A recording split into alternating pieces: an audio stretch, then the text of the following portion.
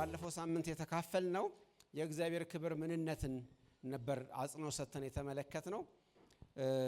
ዛሬ ደግሞ የእግዚአብሔር ክብርና አገልግሎታችን በሚል ርዕስ ነው የምንካፈለው። መነሻ እንዲሆነ አንደኛ ጴጥሮስ ምዕራፍ 4 ቁጥር 11 እንደዚህ ይላል። ከቁጥር 10 ጀምሮ ባነበው በጣም መልካም ነው። ልዩ ልዩን የእግዚአብሔርን ጸጋ ደጋግ መጋቢዎች እንደመሆናችሁ እያንዳንዳችሁ የጸጋን ስጦታ እንደተቀበላችሁ መጠን በዚያው ጸጋ እርስ በርሳችሁ አገልግሉ። ማንም ሰው የሚናገር ቢሆን እንደ እግዚአብሔር ቃል ይናገር፣ የሚያገለግልም ቢሆን እግዚአብሔር በሚሰጠኝ ኃይል ነው ብሎ ያገልግል። ክብርና ስልጣን እስከ ዘላለም ድረስ ለእርሱ በሚሆነው በኢየሱስ ክርስቶስ በኩል እግዚአብሔር በነገር ሁሉ ይከብር ዘንድ አሜን። እንግዲህ ባለፈው ሳምንት ስለ እግዚአብሔር ክብር ምንነት ስንመለከት የእግዚአብሔር ክብር ዩኒክ የሆነ ክብር ነው። ምክንያቱም እግዚአብሔር ዩኒክ ስለሆነ፣ እግዚአብሔር ከፍጥረቱ የተለየ ስለሆነ የእግዚአብሔር ክብር የሚገባው ተባብለናል። ማንም ሰው ላይ የሌለ ወይም ለማንም ፍጥረት የማንናገረው ሁለት ነገሮች ስለ እግዚአብሔር መናገር እንችላለን። አንደኛ እግዚአብሔር በራሱ የሚኖር ነው አልን። ሁለተኛ ነገር ደግሞ እጅግ አስፈላጊው ኑባሬ ነው አልን። እነዚህ ሁለት ነገሮች እግዚአብሔር ለብቻው ክብር እንደሚገባው ያደርጋል። የኛም አገልግሎት የሚነሳው ከነዚህ ከሁለት መረዳቶች ነው የሚመጣው። እንዳልኳችሁ በእነዚህ በአራት ሳምንታት ስንቆይ እነዚህን ሁለት ነጥቦች እያነሳን ነው የምንመለከተው። ምክንያቱም መነሻችን ናቸውና ሁልጊዜ ሬፈረንሳችን እሱ ነው። ወደ ኋላ ተመልሰን እነሱን መጥቀሳችን አይቀርም። ነገር ግን አስቀድሜ አገልግሎታችን ተብሎ ሲነገር በቁንጽል የመረዳት ነገር እንዳይኖር አስቀድሜ ልናገር። አገልግሎት ሲባል ብዙ ሰው ለምሳሌ አንዳንድ ሰው እንደዚህ ይላል፣ ቸርች ስንት ጊዜ መሄድ ጀምረሃል ሲባል 10 ዓመት 5 ዓመት ምናምን ብሎ ይናገራል። አገልግሎት አለ ወይ ሲባል አገልግሎት የለኝም ይላል። ምክንያቱም ለብዙ ሰዎች አገልግሎት ማለት በጣም በቁንጽል በጠባቡ የሚታይ ነገር ነው። የመድረክ አገልግሎት፣ በሹመት በማዕረግ የሚደረግ አገልግሎት፣ ዲያቆን ከተባለ ወንጌላዊ ፓስተር ምናምን ከተባለ ነው አገልጋይ ተብሎ የሚታሰበው። ስለዚህ አገልግሎትን በጣም በጠባቡ የመረዳት ክፍተት አለ። ነገር ግን መጽሐፍ ቅዱስ እንደዛ አይደለም ብሎ የሚናገረው። ወደ ቀደመው ኪዳን እንኳን ስንመለስ የቀደመውን ሕዝቡን እግዚአብሔር ከግብጽ ሲያወጣው እንደዚህ ብሎ የተናገረው ያገለግለኝ ዘንድ ሕዝቤ ምን በል ልቀቅ። ስለዚህ የተፈለገው ሕዝቡ ሁሉ ነው። አገልጋይ የተባለው ሕዝቡ ሁሉ ነው። ያገለግለኝ ዘንድ ያጥንልኝ ዘንድ ሕዝቤን ልቀቅ አለው ለፈርዖን። እና ሙሴ ብቻ ቢሆን ኖሮ አገልጋይ በልዩ ኦፕሬሽን እነሱን ብቻ እግዚአብሔር ማውጣት ይችል ነበር። ነገር ግን እግዚአብሔር ያንን 2 ሚሊዮን የሚጠጋ ሕዝብ በሙሉ ካህን አድርጎ ነው የጠራው። ስለዚህ የእግዚአብሔር ሕዝብ ሁሉ ካህናት ናቸው። እንደውም ምንድን ያላቸው ዘጸአት 19 ላይ ቁጥር 5 ላይ እናንተ የካህናት መንግስት ሆናላችሁ አላቸው። የካህናት መንግስት እስራኤል በአጠቃላይ የሚጠራው የካህናት መንግስት ተብሎ ነው። ሁሉም ካህን ነው የተጠሩት፣ ለዛ ነው። ወደ አዲስ ኪዳን ስንመጣም ሁኔታው ተመሳሳይ ነው። ጴጥሮስ ሲናገር እናንተ ከጨለማ ወደሚደነቅ ብርሃን የጠራችሁን የእሱን በጎነት እንድትናገሩ የእግዚአብሔር ካህናት ናችሁ፣ ልዩ ሕዝብ ናችሁ፣ ለእርሱ የተለየ ወገን ናችሁ እያለ ይናገራል። ስለዚህ ሁላችን ካህናት ነን፣ ሁላችን አገልጋዮች ነን ማለት ነው። ስለዚህ አገልጋይ ያልሆነ የለም። ስለ አገልግሎት ስናነሳ ምን ማለት ነው? በክርስቶስ ኢየሱስ አካል ውስጥ ስላለም ፈንክሽን መናገራችን ነው። ጳውሎስ ቤተክርስቲያንን እንደ አንድ አናቶሚካል ቦዲ ያቀርባታል። በሰውነት አካል ውስጥ የማይጠቅም ስራ የሌለው ፈንክሽናል ያልሆነ ብልት የለም። ሁሉ ያስፈልጋል። በፊት ለፊት የምናያቸው ብልቶች ብቻ ሳይሆኑ በስተጀርባ ያሉ እውቅና ማንሰጣቸው የሚመስሉ እንኳ ብልቶች በጣም ያስፈልጋሉ። ሁሉም ነገር ስራ ያለው ብሎ ያስቀምጣል። ስለዚህ አገልግሎት ስንል በጣም በስፋት ነው የምንመለከተው። ሁሉም ነገር ከአገልግሎት ጋር ስለሚያያዝ ማለት ነው። ስለዚህ ወደ በዚህ መንፈስ ነው የምንመለከተው። በአንደኛ ተሰሎንቄ 1:9 ላይ ለሕያውና ለእውነተኛ አምላክ ታገለግሉ ዘንድ ከጣዖታት ዘወር እንዳላችሁ ይላል መጽሐፍ ቅዱስ። ስለዚህ አገልግሎት ሁሉ ነገራችን እንደሆነ ልናስብበት ያስፈልጋል። አውዱ ሰፊ ነው። የምንመለከትበት መነጽር ሰፊ ሊሆን ይገባዋል ማለት ነው። ይሁንና አገልግሎት ሁሉ እግዚአብሔር ላያከብር ደግሞ ይችላል። እንዴት ብላችሁ መጠየቅ ያስፈልጋችኋል። አገልግለን ሁላችንም፣ ነገር ግን እግዚአብሔር ላይከብር ይችላል። በአገልግሎታችን ነገሮች ሊከናወኑ ሊሳለጡ ይችላሉ። ነገር ግን እግዚአብሔር በአገልግሎታችን ላይከብር ይችላል። ፈቃዱን በእኛ እየፈጸመ ሚሽኑን በእኛ እግዚአብሔር እያደረገ ምንም ስራው ሳይስተጓጎል እየሄደ ነገር ግን እግዚአብሔር ላይከብር የሚችልበት አሰራር አለ። ይወላችሁ መጽሐፍ ቅዱስ ሲናገር በኢሳይያስ ምዕራፍ 10 ላይ ከቁጥር 5 እስከ 15 እናንተ አንብቡት። ምን ብሎ ይናገራል? ስለ አሶር ንጉስ ይናገራል። የአሶር ንጉስ የእግዚአብሔር መጠቀሚያ ዕቃ እንደሆነ ይናገራል። በትሬ ነው ይላል፣ መጋዜ ነው፣ መጥረቢያዬ ነው፣ አሕዛብን ጀጅ የማደርግበት መሳሪያዬ ነው፣ አገልጋዬ ነው ይልና ነገር ግን ወዮለት ብሎ ይጀምራል። ቃሉ ያስገርማል። ለቁጣዬ በትር ለሆነ ለአሶር ንጉስ ወዮለት ይላል። እያገለገለ በሌላ አነጋገር ፓራፍሬዝ ባረግላችሁ በሌላ አማርኛ ፈቃዴን እየፈጸመ ላለው በሱ በኩል እቅዴን እየፈጸምኩበት ላለው ለአሶር ንጉስ ወዮለት ይላል እግዚአብሔር። ለምን ተብሎ ሲጠየቅ የሚያገለግለው በራሱ ኃይል ስለሚመስለው ይላል። መጥረቢያ በሚፈልጥበት ሰው ላይ ይጓደዳልን? መጋዝስ በሚስበው ሰው ላይ ይመካልን?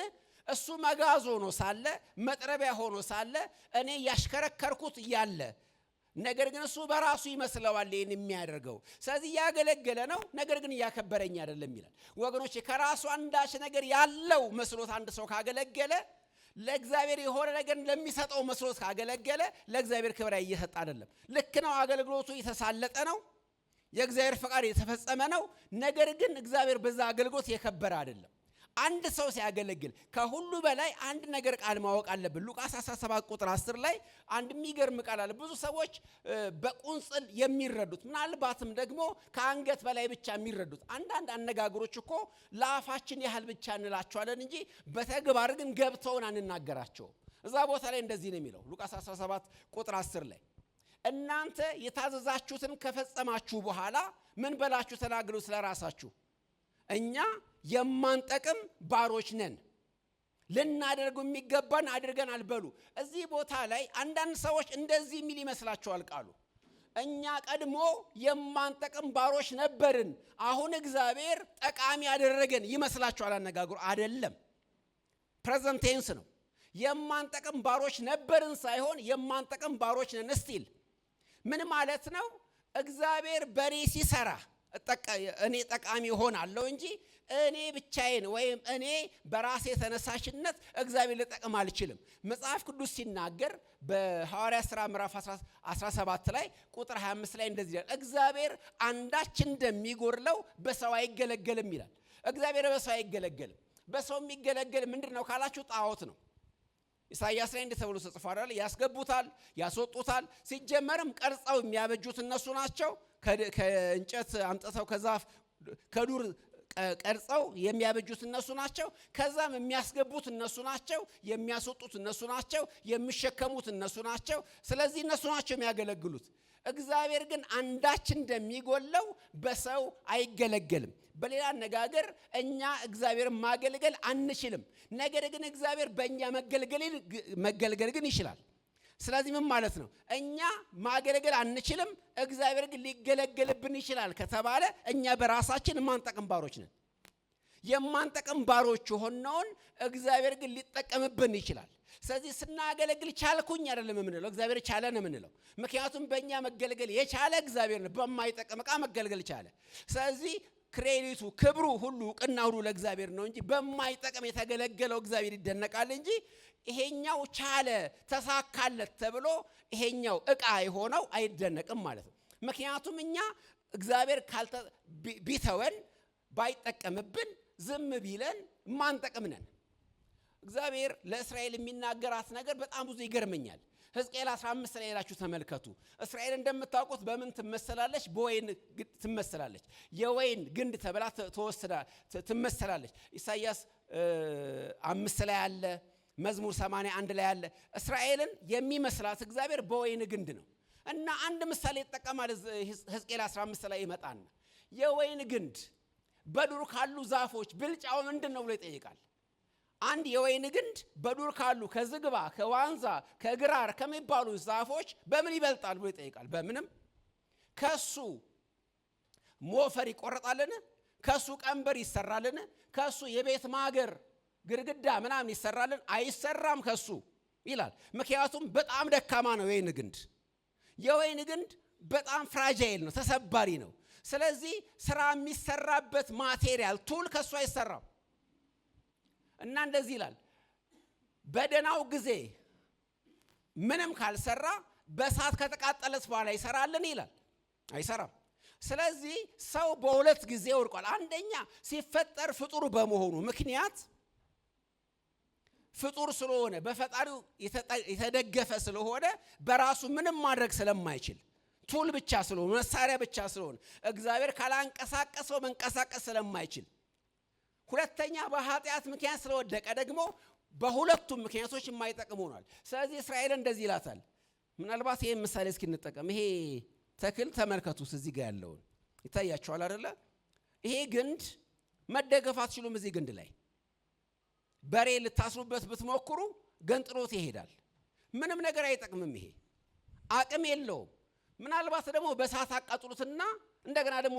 ስራ ልትሰሩበት ሞክሩ ምንም ጥቅም የለውም እንደዚህ ናችሁ ነው የሚለው የወይን ግንድ ነው እዛ ላይ ዕቃ ማንጠልጠያ ይደረጋልን ሞፈር ይሰራል ከዛ የቤት ማገር ከዛ ይበጃልን ምንም ምክንያቱም እንደዚህ አይነት አቅም ስለሌለው ሲጀመር ዛፉ ሁለተኛ በእሳት ከተቃጠለ በኋላ ደግሞ ለምን ይጠቅማል ደና ሳለ ካልጠቀመ ከወደቀ በኋላ አይጠቅምም ይላል ሰዎች እንደዛ ናቸው እግዚአብሔር በኤደን ገነት ሳይወርቅ በፊት የነበረው አዳምም አላገለገለውም ምክንያቱም አንዳች እንደሚጎለው በሶስት ለማይገለገል ከወደቀ በኋላም እንዴት ሊያገለግለው ይችላል ስለዚህ የማንጠቅም ባሮች ነን ብለን ምንናገረው ላፍ ለማድ አይደለም አንዳንድ ጊዜ የሆኑ ሰዎችን እናግዛለን እንበልና ለምሳሌ አቅመ ደካሞችን እናግዛለን አንዲት ሰፈራችን የወደቁ አሮጊት ቢኖሩ ቤታቸው የወደቀ ቢሆን ሄደን አድሰን አብልተን የቤት ዕቃ ፈርኒቸር ቀይረን ምናምን ከዛ በኋላ ሲመርቁን ምን አደረኩ ብለው ነው ምን እንላለን አይደለ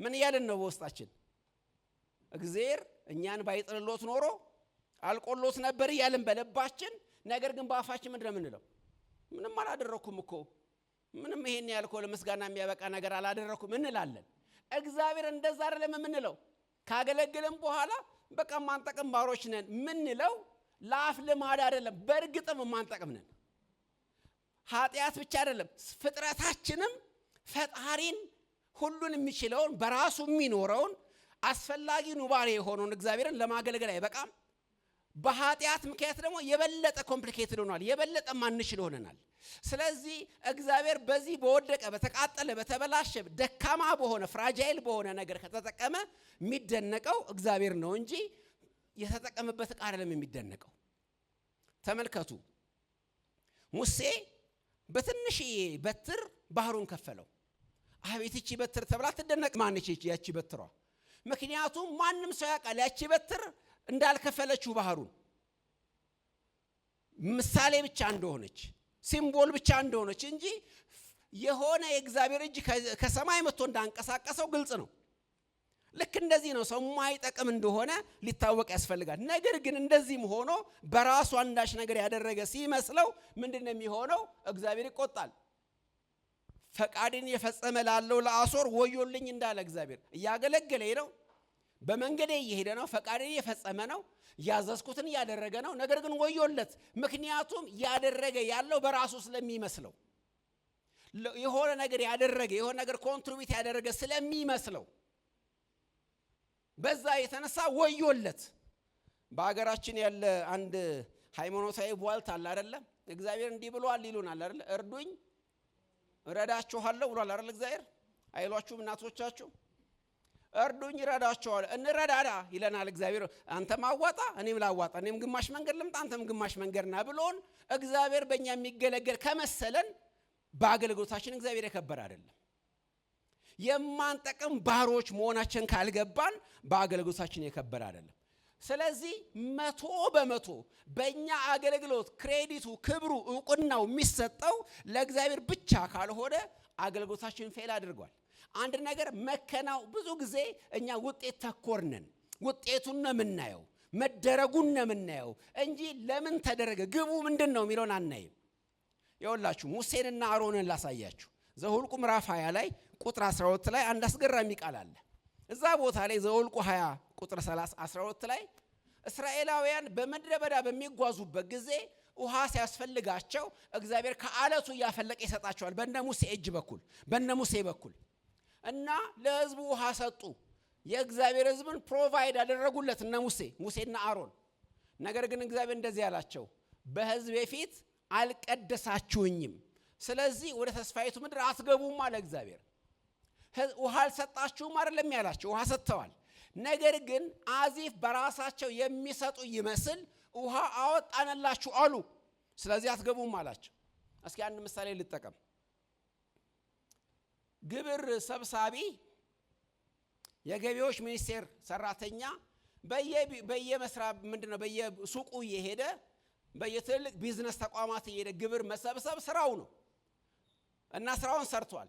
ያን የሰበሰበውን ግብር ግን ወደ ኪሱ ቢወስድ ባያስገባ፣ ወደ ዋናው ቋት ባያስገባ ስለሰበሰበ ስራውን ፈጽሟል ይባላል ወይ? ልክ ነው፣ ግብር ሰብስቧል። ጥያቄው ግን ግብር መሰብሰቡ አይደለም፣ ሰብስቦ ለተገቢው ቦታ ይሰጣል ወይ?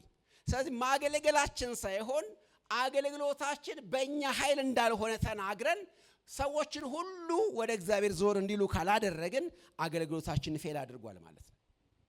ስለዚህ ማገልገላችን አይደለም ትልቁ ነገር። አንዳንድ ጊዜ እኛን የመፍትሄ ሰዎች አድርገው ሰዎች እንዲቀበሉን እንፈልጋለን። የመፍትሄ ሰዎች፣ ችግር ፈቺዎች፣ ህልም ፈቺዎች፣ ቀንበር ሰባሪዎች፣ እንቆቅልሽ ፈቺዎች፣ ቋጠሮ ፈቺዎች ተደርገን እንድንወሰድ እንፈልጋለን። ነገር ግን እነዚህን ነገሮች ስናደርግ በራሳችን ጥበብ፣ በራሳችን መንፈሳዊነት፣ በራሳችን የሆነ ኤክስፒሪየንስ እንዳደረግን የሚሰማን ከሆነ ወገኖች አገልግሎታችን ፌል አድርጓል። ለእግዚአብሔር ክብር ያልዋለ አገልግሎት ተብሎ ይታወቃል።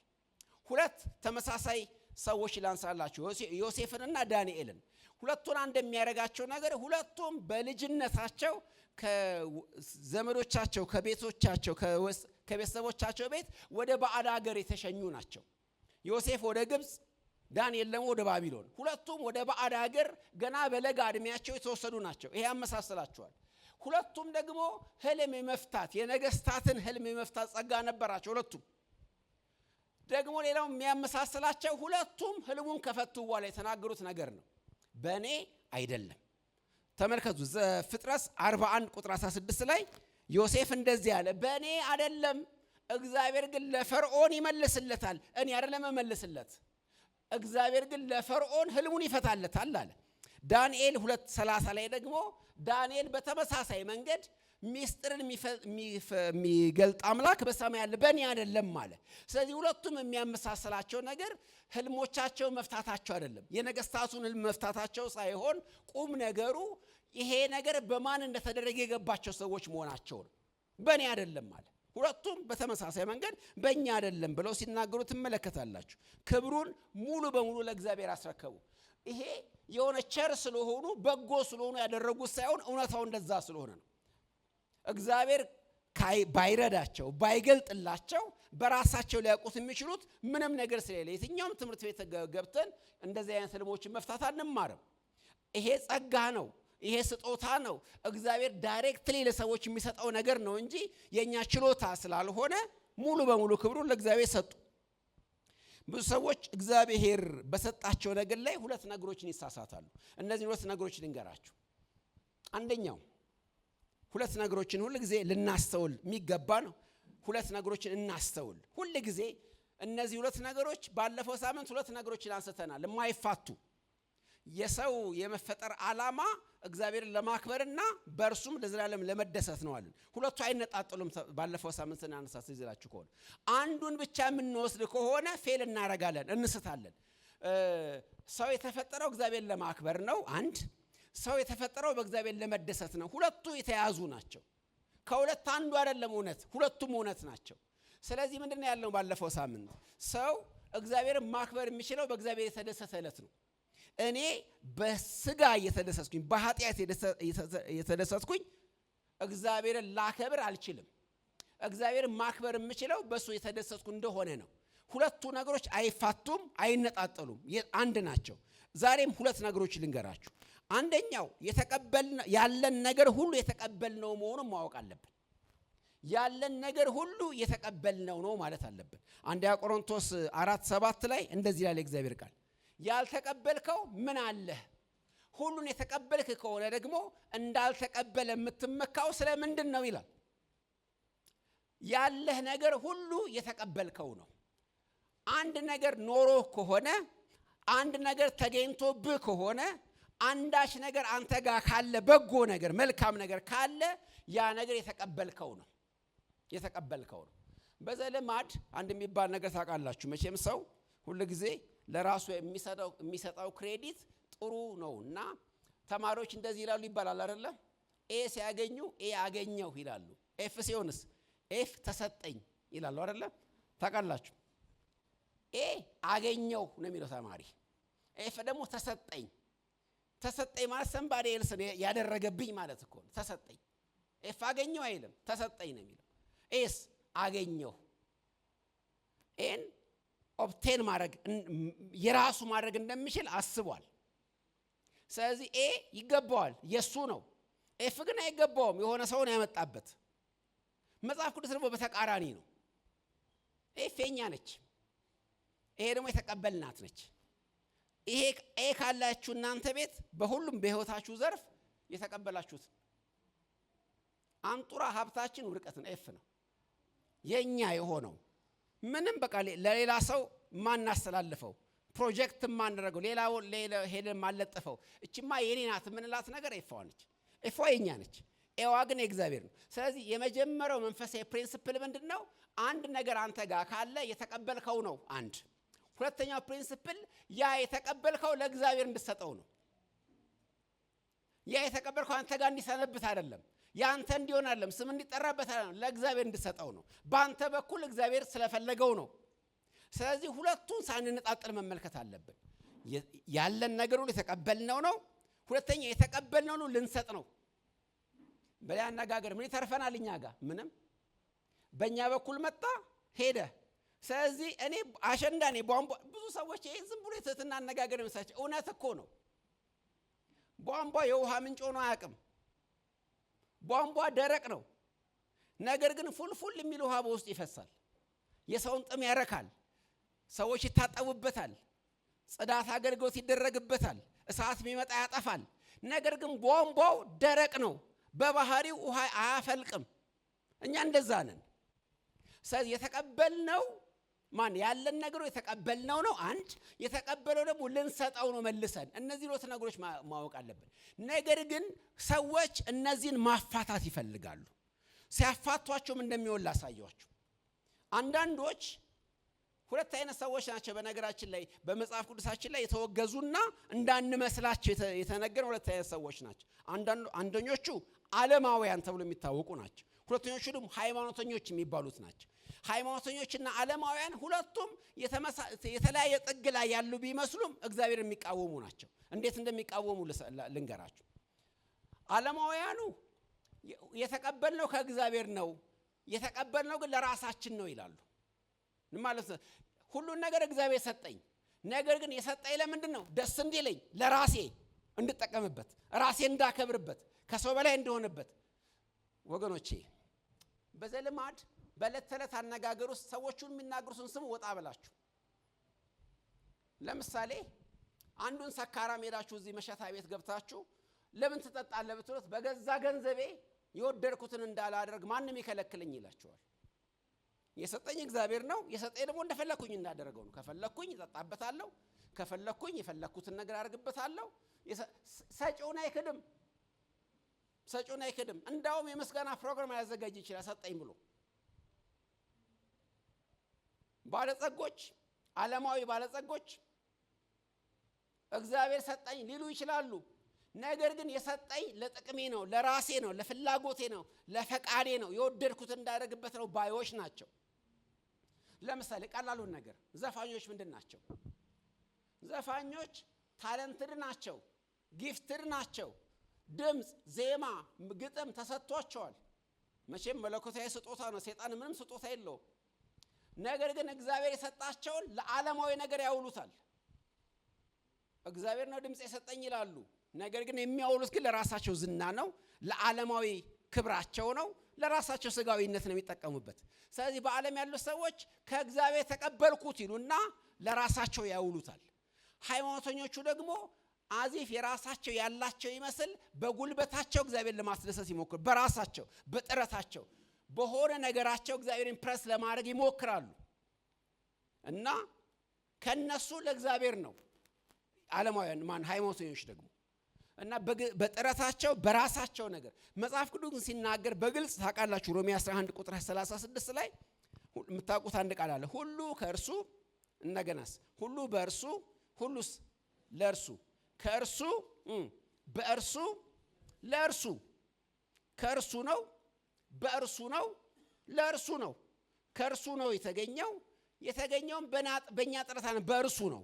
አንደኛ ምንጩ እርሱ ነው፣ ሚንሱም እርሱ ነው፣ ኢንዱም እርሱ ነው። ሶስት ነገሮች ነዛ ጋር ያሉት ሶርስ አለ እርሱ፣ ሚንስ አለ እርሱ፣ ኢንድ አለ እርሱ። ስለዚህ ምንጩም እርሱ ነው፣ መንገዱም እርሱ ነው፣ ግቡም እርሱ ነው።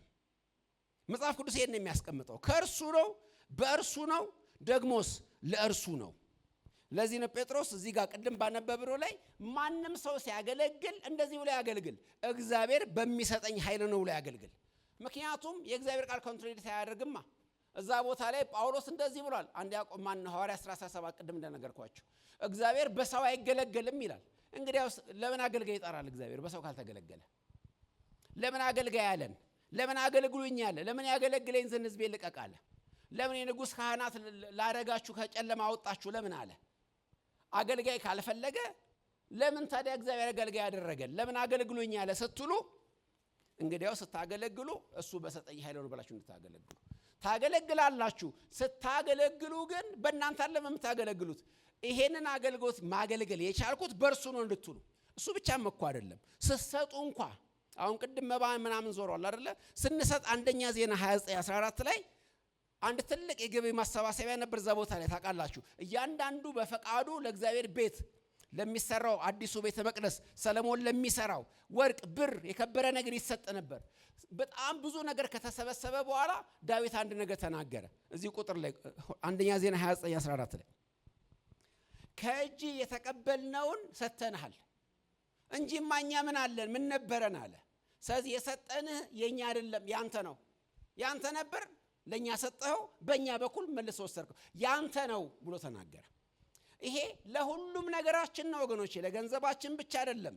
ውስጣችን ላለው ለየትኛውም ጸጋ ዕውቀት ቢኖረን፣ ጉልበት ቢኖረን፣ ገንዘብ ቢኖረን፣ ጊዜ ቢኖረን፣ ምንም ነገር ቢኖረን ያ ነገር ከእርሱ ነው፣ ደግሞ ለእርሱ ነው። ይሄንን ሁል ጊዜ ልናሰምርበት ያስፈልጋል። ተቀብለነዋል፣ የተቀበልነውን ደግሞ ለእርሱ ነው የምንሰጠው የሚለውን ነገር ልንመለከት ያስፈልጋል። ጳውሎስ ሮሜ ላይ 11ኛው ምዕራፍ የሚዘጋው በዛ ቃል ነው። ሁሉ ከእርሱ ሁሉ በእርሱ ሁሉ ለእርሱ ነው ካለ በኋላ የሚቀጥለው ምዕራፍ ቁጥር 1 ሲጀምር ምዕራፍ 12 ቁጥር 1 ሲጀምር ግን በጣም አስገራሚ ቃል ይናገራል።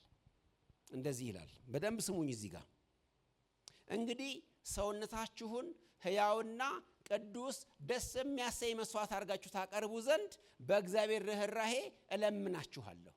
ይገርማል። እንደምታውቁት መጽሐፍ ቅዱስ ምዕራፍና ቁጥር የተበጀለት በኋላ ነው።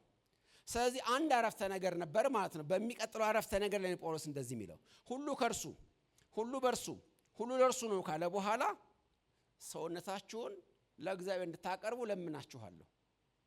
ኮንትራዲክት አያደርግም አነጋገሩ። ሁሉ ከእርሱ ከሆነ ሁሉ ማለት ሰውነታችንን ይጨምራል። ለእርሱ ከሆነ መለመን አለብን ወይ ለማቀርብ ሰውነታችንን? አነጋገሩ እንደዚህ ነው መሆን ነበረበት። ሁሉ ከእርሱ ሁሉ በእርሱ ሁሉ ለእርሱ ነውና እንግዲያውስ ወዳችሁ ሳይሆን በግዳችሁ ሰውነታችሁን አቅርቡ መባል የለበትም። ነገር ግን ጳውሎስ እንደዛ ለሚለው በእግዚአብሔር ርኅራኄ ለምናችኋለሁ።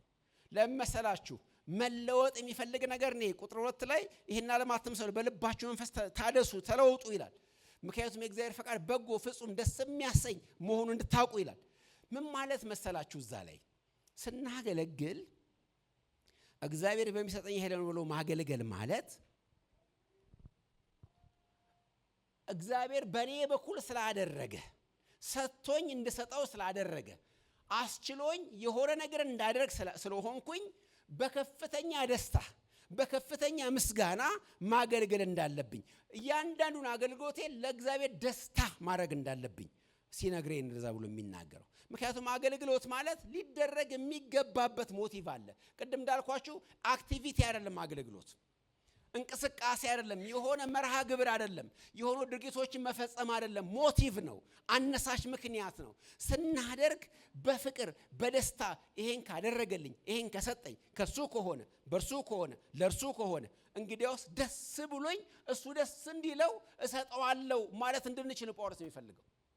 ለዚህ ከሆነ መጽሐፍ ቅዱስ ላይ እንደዚህ የሚለው ሁለተኛ ቆሮንቶስ 9 ላይ የሚሰጥ በደስታ ይስጥ በሐዘን ወይም በግድ አይደለም ይላል።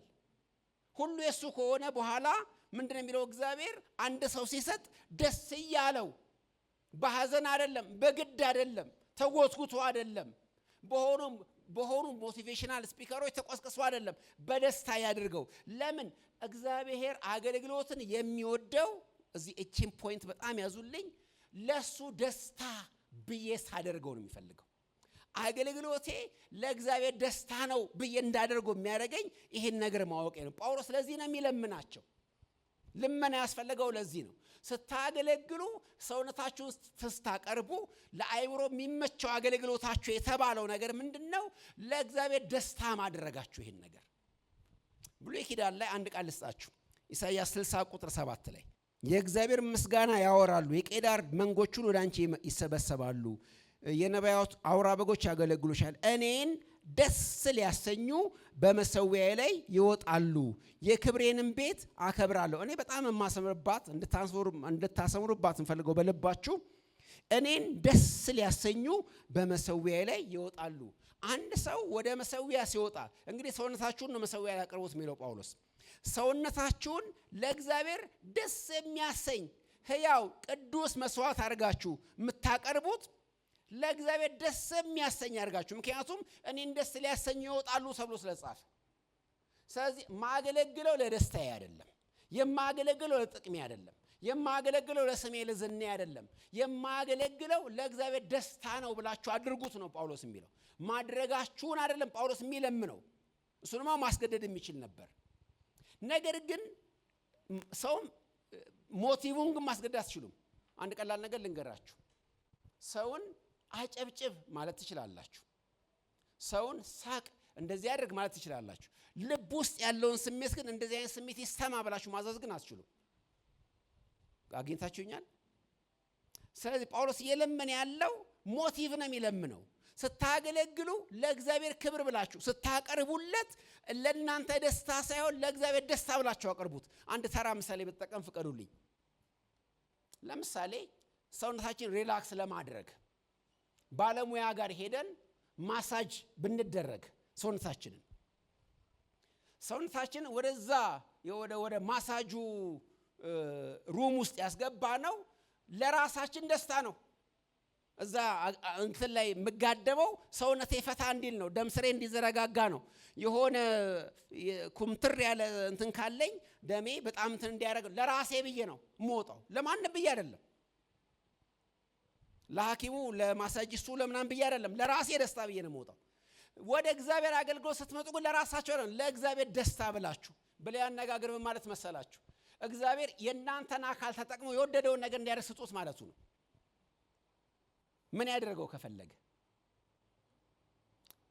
ከፈለገ ይላል ጳውሎስ። ሸክላ ሰሪ አንዱን ዕቃ የሳሎን ዕቃ አድርጎ ይሰራዋል፣ ጌጥ ይሆናል፣ ሳሎን ቤት ይቀመጣል። ሌላውን ዕቃ ደግሞ የኩሽና ዕቃ ያደርገዋል፣ ጭስ ይጠጣል፣ እሳት ላይ ይጣዳል። መብቱ የማን ነው? የሸክላ ሰሪው። ሰውነታችሁን ለእግዚአብሔር አቅርቦት። እንደዚህ ኩሽና ቢወስዳችሁ ደስ ይበላችሁ፣ ሳሎን ጌጥ ቢያረጋችሁ ደስ ይበላችሁ። ለእናንተ ደስታ ከሆነ ግን ትመርጣላችሁ። እዛኛ ከሆነ አልፈልግም ትላላችሁ። ሳሎን ይሻለኛል ትላላችሁ። አይመቸኝም አልችልም ትላላችሁ። ኖ አትበሉ። ለእግዚአብሔር ደስታ። እናንተ ከእግዚአብሔር የተገኛችሁ ናችሁ። ቢንጋችሁ ራሱ ህልውናችሁ ራሱ ከሱ ነውና፣ ስለዚህ ይሄ ገብቷችሁ ለሱ ደስታ አድርጉ። ስታገለግሉ ምንም ነገር ስታደርጉ ለእግዚአብሔር ክብር ብላችሁ አድርጉት ነው የሚለው መጽሐፍ ቅዱስ። ለዚህ ነው ጳውሎስ መለመን ያስፈልገው። ሁሉን ለእግዚአብሔር ክብር ብላችሁ አድርጉ ብሎ የሚናገረው ለዚህ ነው። እና የምናገለግለው ደስ እንዲለው፣ እግዚአብሔር እንዲከብር፣ እግዚአብሔር ደስ እንዲለው፣ ዮሐንስ 15:8 ላይና ፊልጵስዩስ 1:11 ላይ በተመሳሳይ መንገድ ለጌታ ደስታ የሚሆን ነገር በእናንተ እንዲገኝ ነው የሚለው። አገልግሎት ማለት እግዚአብሔር ሆይ በእኔ ተደሰት ማለት ነው። አገልግሎት ማለት እግዚአብሔር ሆይ በእኔ ተደሰት። ይሄን ከምድራዊ ስራ ጋር አንተን አድርጉት። ለምንድን ነው በምድር ላይ ስራ የምሰራው? ለራሴ ደስታ ነው የምሰራው፣ ለራሴ ጥቅም ነው። ስለዚህ የተሻለ የሚከፍለው የሚቀጥረኝ መልቀቂያ ስጡኝ ብዬ መውጣው ለዛ ነው። ምክንያቱም ለኔ ነው የገባው። ሲጀምር ስራ የተሻለ ከመጣ አንድ ቀንም አላድርም እዛ መስሪያ ቤት፣ እወጣለሁ፣ እዛ ቦታ እገባለሁ። ለምን? ለራሴ ነው የገባሁት። አገልግሎት እንደዛ አይደለም። የእናንተ ነገር አገልግሎት ማለት እግዚአብሔር ደስ እንዲለው ራስን መስጠት ማለት ነው ብሎ ነው ጳውሎስ የሚናገር። ፍሬያችሁ እንዲኖር፣ በፍሬያችሁ እግዚአብሔር ደስ እንዲለው፣ በጌታ ቀን ደስ እንዲሰኝ እግዚአብሔር ከእናንተ በሚያገኘው ፍሬ ደስ እንዲለው አቅርቡለት ራሳችሁን ብሎ የሚናገረው ለዚህ ነው። ስለዚህ እያንዳንዱን ነገር ስታደርጉ የምታደርጉት ለእግዚአብሔር ክብር ብላችሁ አድርጉት፣ ለጌታ ደስታ ብላችሁ አድርጉት። ለራስ ምቾት ብላችሁ በፍጹም አታድርጉት ነው የሚለው። ለራሳችሁ ምቾት አይደለም፣ ለእግዚአብሔር ደስታ ብላችሁ አድርጉት። አንዳንድ ነገሮች ለመቀበል ለማመን በጣም የሚከብዱ ቃሎች መጽሐፍ ቅዱሳችን ላይ ተጽፏል። ዘዳግም 28 ላይ ቁጥር 60 ጀምሮ ስታነቡ በኢየሱስ ስም የምትሉት ቃል አለ። እንደምትሉ እርግጠኛ ነኝ። እኔም ስለምል ከእናንተ ጋር አብሬ የምታገል ሰው አይደለሁ ከስጋ ጋር። እግዚአብሔር ሲባርካችሁ፣ ሲያሰፋችሁ፣ ሲባርካችሁ ደስ እንደሚለው ሁሉ ሲበትናችሁ፣ ሲያሳነሳችሁም ደስ ይለዋል ይላል። እንደዚህ የሚል ቃል ባይብል ላይ አለ። እግዚአብሔር እኔን ዲሲፕሊን ማድረግ ካለበትና በመቅጣቱ ደስ የሚለው ከሆነ ቅጣይ ማለት አለብኝ። እግዚአብሔር እኔን ፕሮሞት በማድረግ ከፍ በማድረግ የሚደሰት ከሆነ እንደዛ እንዲያደርግልኝ መፍቀድ አለብኝ። ራሴን ስሰጥ እንደዛ ነው ማድረገው ማለት ነው። ሲያበዛኝ ደስ ይለዋል፣ ሲያሳንሰኝም ደስ ይለዋል እግዚአብሔር። ለምን? በማሳነስ ውስጥም ክብሩ ነው ያለ። እንደዚህ አድርጌ እኮ እጠቀምበታለሁ፣ ለእኔ ታማኝ ነው እንደዚህ ሆኖ ማለት ይፈልጋል እግዚአብሔር። ይወራረዳል በእኔ ላይ። በኢዮብ ታስታውሳላችሁ አይደለ? ሰይጣን ምንድን ነው ያለው እግዚአብሔርን? ኢዮብ እኮ አንተን የሚያገለግለው አለው። እኔ አውቀዋለሁ የሰውን ጉዳይ እንኳን በእኔ ጣለው አለ ሰይጣን። ሰውን በአሳምሬ ነው የማውቀው አለ። ቁርበት ስለ ቁርበት ነው። ሰው ያለውን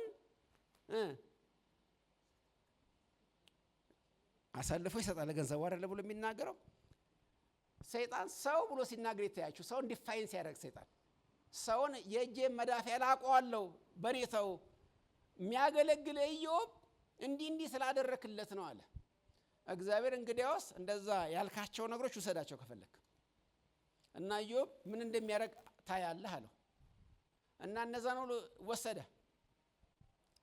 የኢዮብ ምላሽ ምንድን ነበር? እግዚአብሔር ሰጠ፣ እግዚአብሔር ነሳ፣ የእግዚአብሔር ስም ብሩክ ይሁን። ሰይጣን አፈረ ማለት ይሄ እኮ ነው። ምክንያቱም እኔ የእግዚአብሔር ነኝ አለ። ደስ የሚለውን ነው በእኔ የሚያደርገው። ኢዮብ 21 ላይ በእኔ ላይ ደስ የሚያሰኘውን ያደርጋል ይላል ኢዮብ ሲናገር። ምን ማለቱ ነው?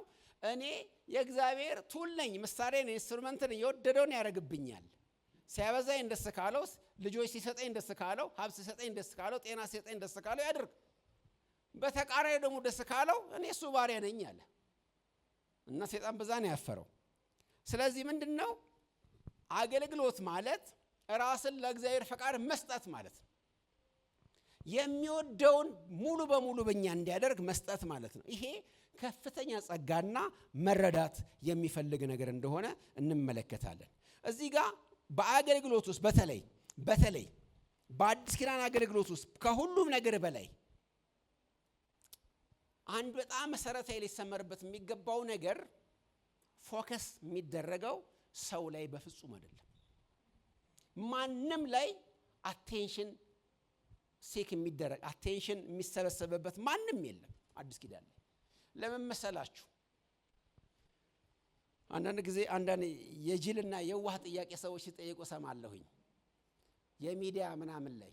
ከሰውነት ክፍል ምንን ትወደዋለህ ሲባል ሰምታችሁ ታውቃላችሁ? ሰውን ሲጠየቅ ከሰውነት ክፍል ምንን ትወደዋለህ እንዴ? ምን የምጠላው ነው? ትክክለኛ መልስ ምን መሰላችሁ? ምን የምጠላው የምጠሉት አለ ከሰውነታችሁ ውስጥ ማያስፈልጋችሁ አለ? ትንሿ ጣታችሁ ታስፈልጋችኋለች? ቆሽታችሁ ያስፈልጋችኋል? ትልልቅ ነገሮቻቸው ብቻ አይደለም፣ እጅ፣ እግር፣ አይን አይደለም ማለት ሁሉም ነገር ያስፈልገናል። እንዳውም ጳውሎስ እንደዚህ ይላል፣ የምናፍርባቸው ብልቶቻችን እንኳን በብዙ ክብር እንሸፍናቸዋለን፣ ምክንያቱም በጣም ስለሚያስፈልጉ ይላል።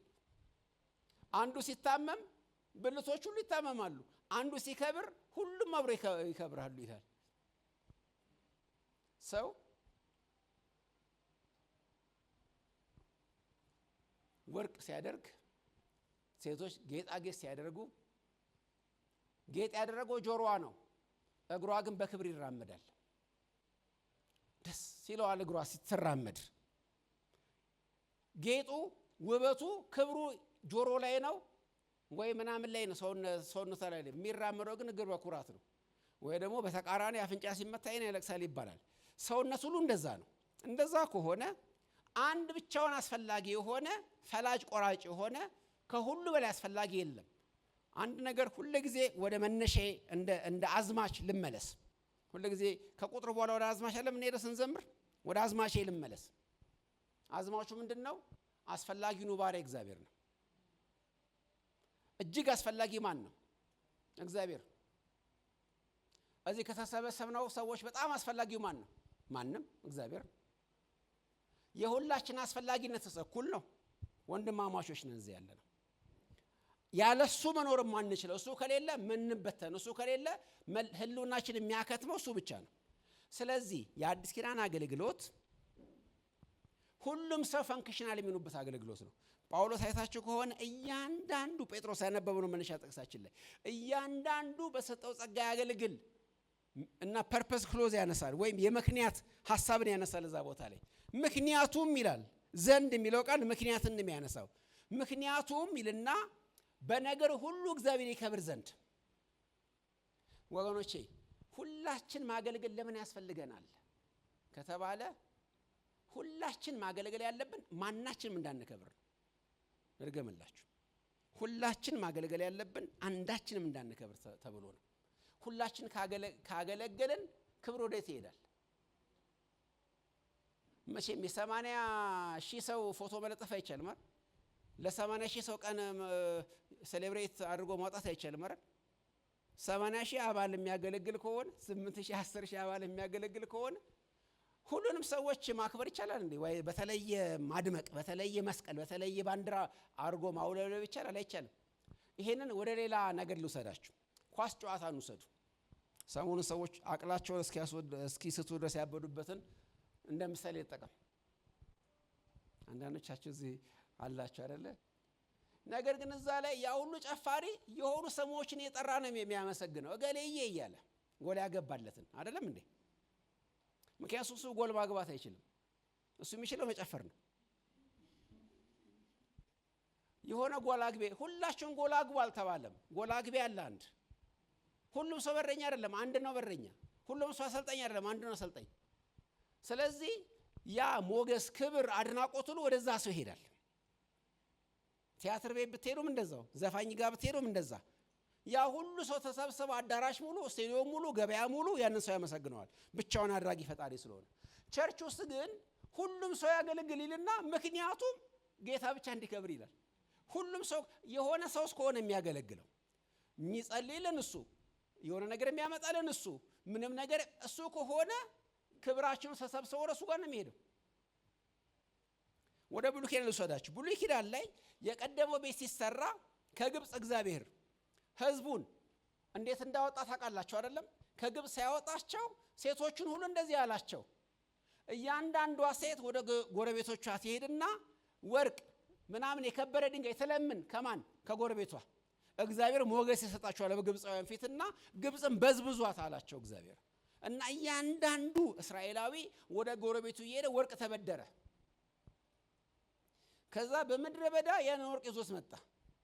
የሆነ ፖይንት ላይ ሲደርሱ መገናኛው ድንኳን መተከል ነበረበት። ከዛ ሙሴ እንደዚህ ያደረገ፣ ከግብፅ ይዛችሁ የመጣችሁት ወርቅ አለ አይደለ? አሁን የተፈለገው ለሰርግ ቀን እንድትደምቁበት አይደለም፣ ቤተ መቅደሱ እንዲሰራበት ነው። ስለዚህ አምጡ አላቸው። በሙሉ መጣ፣ ቤተ መቅደሱ ተሰራ። የመጀመሪያው መገናኛ ድንኳን የሚባለው ተሰራ ከግብፅ በተበዘበዘው ወርቅና ብር። አንድ ባለ ሀብት 80%ን ይችላል አለ እንዴ? ቢልስ ኖሮ መታሰቢያነቱ ለክቡር አቶ ምናን ይባል ነበር አይደለም? እያንዳንዱ ሰው ጠጠር አለው እዛ ውስጥ። እያንዳንዱ ሰው አስተዋጽኦ አለው። የእግዚአብሔር ቤት የሚሰራው በአንድ ሰው አይደለም። አገልግሎት የአንድ ሰው ጉዳይ ዋማን ሾው አይደለም አገልግሎት። ስለዚህ ክብር ሁሉ ለእግዚአብሔር የሚሄደው እንዲሄድ ካስፈለገ ሁሉም ሰው ማገልገል አለበት። ሁሉም ሰው ካላገለገለ አንዳንዱ ተመልካች አንዳንዱ አገልጋይ ከሆነ ወደዛ ሰው አገልግሎት ይሄዳል። ክብሩ ሁሉ ወደዛ ይሄዳል። ስለዚህ እሱ ይቀመጣል። ሙሴ እንዳደረገው ዮቶር እስኪገስጸው ድረስ ሙሴ ብቻውን ተቀምጧል። ህዝቡ ሁሉ ከጠዋት እስከ ማታ በዙሪያው ቆመዋል። የምታደርገው ነገር መልካም አይደል? ብቻህን ተቀምጠሃል። ህዝቡ ሁሉ ቆሟል። ለምን እንዴ? ኧረ እንትን አድርግ፣ ዴሌጌት አድርግ፣ በየቦታው በታት ነው ይሄን ነገር። ሁሉም ሰው ያገልግል፣ ሁሉም ሰው እንትን ይበል፣ ሼር አድርግ። አዲስ ኪዳን እንደዛ ነው።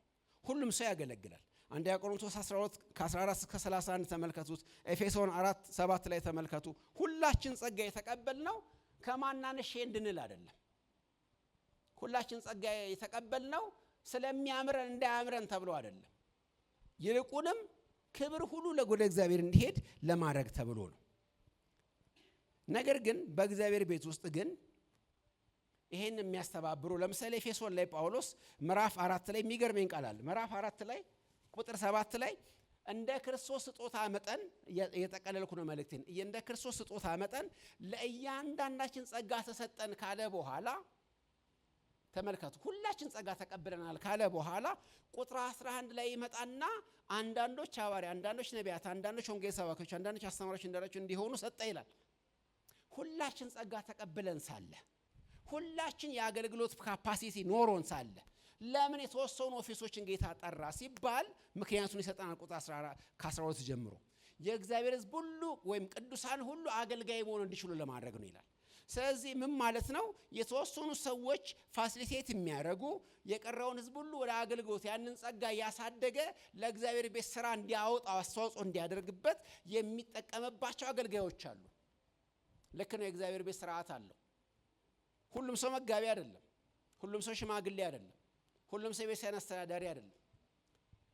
ነገር ግን እነዛ አስተዳዳሪ የምንላቸው መጋቢዎች የምንላቸው ፈላጭ ቆራጭ ሆነው በህዝቡ ላይ የሚገዙ አይደለም። ሁለተኛ ቆሮንቶስ 1:24 ላይ የተጻፈ እኔ ለደስታችሁ ከእናንተ ጋር ምሰራ እንጂ በእምነታችሁ በእናንተ ላይ የምንገዛ አይደለንም እንዳለ ጳውሎስ አብሮ የሚሰራ ነው።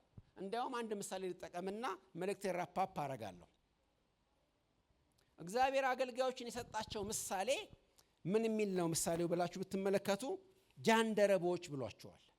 ለእግዚአብሔር መንግስት ብለው ጃንደረቦች። ጃንደረባ ነው የእግዚአብሔር አገልጋይ መጠሪያ ስሙ ጃንደረባ። ለምሳሌ ኢሳይያስ 56 ላይ ሄዳችሁ ብትመለከቱ ጃንደረቦች ይላቸዋል። በቤተ መቅደሱ የሚያገለግሉትን የጃንደረባ ሚና ምንድነው? የጃንደረባ መገለጫ ምንድነው ካላችሁ ጃንደረባ እንደምታውቁት በተፈጥሮ ወይ ደግሞ ሰው ሰልቦት የመራቢያ አካሉ የተቆረጠ ሰው ማለት ነው። ስለዚህ ማግባት አይችልም።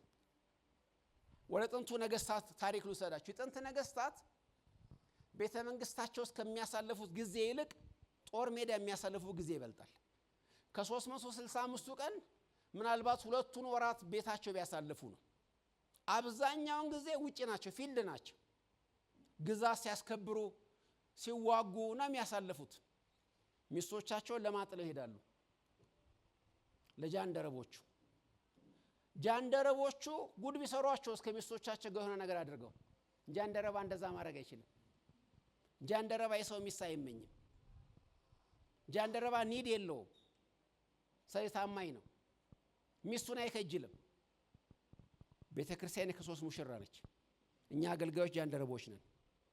የክርስቶስ ሙሽራን አንከጅላት። የክርስቶስ ሙሽራ ለራሳችን ጥቅም፣ ለራሳችን ስም፣ ለራሳችን ዝናና ስጋዊነት አንጠቀምባትም። ምክንያቱም ከሙሽሪቷ ጋር እንዳራም። ለምን? ጃንደረቦች ስለሆነ። ጃንደረባ ያልሆነ አገልጋይ ነው አደጋ ውስጥ የሚገባው። አገልጋይ ጃንደረባ ነው። አያምረውም። የሙሽሪቷ ውበት አይታየውም። ነገር ግን በተቻለው አቅም ሙሽራውን ያሳምራታል። ማሩን፣ ቅቤውን፣ ወተቱን እያመጣ ሙሽሪቷን ይንከባከባል። ውበቷ ቦግ ብሎ ሲታይ ግን አታምረውም። ለጌታው ነው የሚያሳምራት። እኛ ጃንደረቦች ነን። እኛ ኒድ የለንም። አንዳራም ከቸርች ጋር የጓሮ እርሻችን አይደለም። ስማችንን ከፍ ከፍ የሚያደርጉልን አጃቢዎቻችን አይደሉም። ምእመናን ጥገት ላሞቻችን አይደሉም። እኛ ጃንደረቦች ነን። ጃንደረባ ብድራቱን የሚያገኘው ጌታው ሲመለስ ነው። አንተ በጎ ታማኝ ባሪያ ተብሎ የሚሸለመው በጌታው ነው። በጌታው ሚስት አይደለም። አገልግሎት ይሄ ነው። ይሄን ያህል ታማኝነት ይፈልጋል ወገኖች። አንድ ነገር ልናገር አልጨርስ።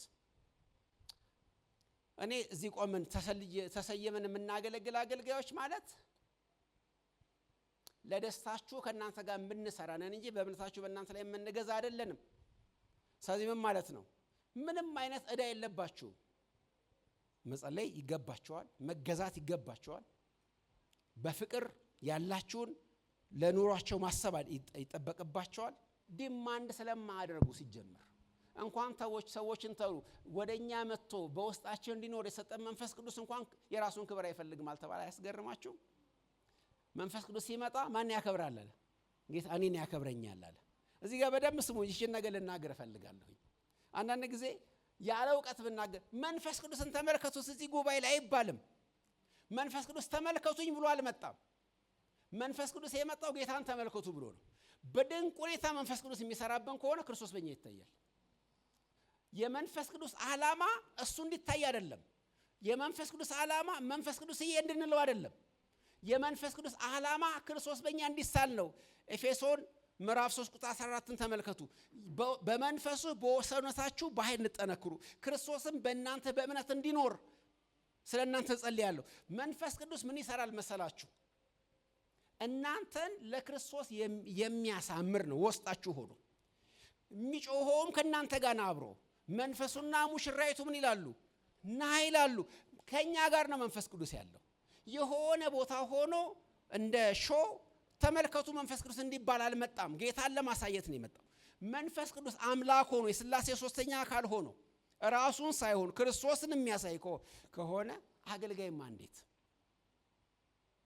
ክርስቶስን ማዕከላችን መንፈስ ቅዱስም እንደውም እናንተና በእናንተ እንዲኖር አብ የሰጠው መንፈስ ቅዱስ ለእኔ ምስክሮች ናቸው አለ ጌታ። ስለዚህ የመንፈስ ቅዱስም ስራ የእኛም ስራ ምንድን ነው ከተባለ ክርስቶስን ማሳየት ነው። ክርስቶስ በምን ይታያል? በእኛ ውበት። ቅድም የነገርኳችሁ ምሳሌ ተመልከቱ። ያ ጃንደረባ ያችን ሴት የጌታው ሚስት ይንከባከባታል፣ በመልክ ፍጹም እንድትሆን ደምግባቷ ውብ ሆኖ እንዲወጣ። እንደውም ኢሳይያስ 60 ላይ ተመልከቱ። 56 ላይ ብቻ አይደለም 60 ላይ ስትመለከቱም ያቀማጥሉሻል ይላል። ያቀማጥሏታል ያችን ሙሽሪት ወይ ደግሞ ያችን እመቤት ያቀማጥሏታል። አቀማጥሏት ግን እነሱ አይታዩም። ለምሳሌ ሰው በሚበላው ምግብ ነው የሚያምርበት አይደለም? ምግብ የሰውን መልክ ያወጣል ይባላል። ነገር ግን አንድ ሰው ስትመለከቱ ፊቱ ላይ ወተት፣ ማር፣ ቅቤ ታያላችሁ እንዴ? ሰውየው አምሮ እናያለን እንጂ ቅቤው ፍጥጥ ብሎ ሰውየው ሊታያል እንዴ? ወይ ማሩ ምናምን ይሰንጠባጠበ። ዓላማው እሱ ተደብቆ ተሰውሮ ማጣፈጥ ነው። እንገራችሁ እኛ መጽሐፍ ቅዱስ የሚናገረውን ጥቂት ምሳሌዎች ልጣቀምና ልጨርስ። እናንተ የምድር ምንድናችሁ? ጨው አይታይም አይደል? ወጡ እስከገባ በኋላ ምንድን ነው የሚሆነው? ሙሙት ብሎ ይጠፋል። እንደውም ተረት አለ፣ ያበሻ ተረት፣ በጨው ደንደስ በርበሬ ተወደስ ይባላል። ጨው ባጣፈጠው ወጥ የሚወደሰው ውሃው በርበሬው ሲያምር ይባላል። ወጡ የጣፈጠው በጨው ምክንያት፣ በርበሬው ግን ፍጥጥ ብሎ ይታያል። የሚታየው በርበሬው ነው፣ ጨው አይታይም፣ ሞሙቷል። እኛ እንደ ከርቤ ነን። ከርቤ ቀልጦ ነው ቤቱን እንትን የሚያ የታለ እንትኑ አየር ላይ ነው ያለው፣ የለም። አገልጋይ እንደዚህ ነው፣ ዲዞልቭድ ይሆናል። እሱ ይጣፋል፣ ነገር ግን እናንተ ያምርባቸዋል። ለዚህ ኮነ ጳውሎስ እንደዚህ ያለ ሞቱ በእኛ ሕይወቱ በእናንተ ይሰራላል። ሁለተኛ ቆሮንቶስ 4 ላይ ሞቱ በእኛ ሕይወቱ በእናንተ ይሰራል። ስለዚህ ምንድነው የሚሆነው መሰላችሁ? ምእመናን ሲታዩ አምሮባቸው ክሽን ብለው ይታያሉ። አገልጋዮቹስ ሞተዋል፣ ለቀዋል። ሞት እንደተፈረደባቸው የሁሉ ኋለኞች ሆነዋል። የዓለም ጠራጊ የሁሉ ጉዱፍ ሆነዋል። እነሱስ ያገለግሏቸውስ ደምቀዋል፣ ከብረዋል፣ ሆኖ ቦታ ይታያሉ። እኔ ጳውሎስ መልእክት ላይ በብዙ ወርዶችን በጣም ይገርሙኛል። እኛ ለመላእክትም ለዓለምም መጫወቻ ሆነናል ይላል። መላእክት እንኳን ሳይቀሩ ያፌዙብናል የሚለው ጳውሎስ 1 ቆሮንቶስ 4 ላይ። ከዛ እሱ የሰራተስ ቤተክርስቲያን መላእክት ሊመለከቷት ይመኛል ይላል ኤፌሶን 4 ላይ። መላእክቶች ጳውሎስ የሰራውን ቤተክርስቲያን እያዩ ይደነቃሉ፣ ጳውሎስን ሲያዩ ግን ይስቃሉ፣ ያፌዛሉ። ከሱም ጎስቋላ ነው። ወገኖቼ በአገልግሎታችን ጌታ ማክበር ማለት ይሄ ነው። የተጠራነው ለዚህ ነው። ይሄ ደስ ካላችሁ ታገለግላላችሁ፣ አለበለዚያ ደግሞ አገልግሎት ለኛ አይደለም ማለት ነው። ወደ ብድራቱ መጨረሻ ነው የምንሄደው። እነዚህ ሁሉ ብድራቶች አላቸው። ነገር ግን አገልግሎት ይሄ ነው እውነታው። ይሄን ካልተቀበለ አንድ ሰው አገልጋይ ሊሆን አይችልም በፍጹም። እንጸልያለን።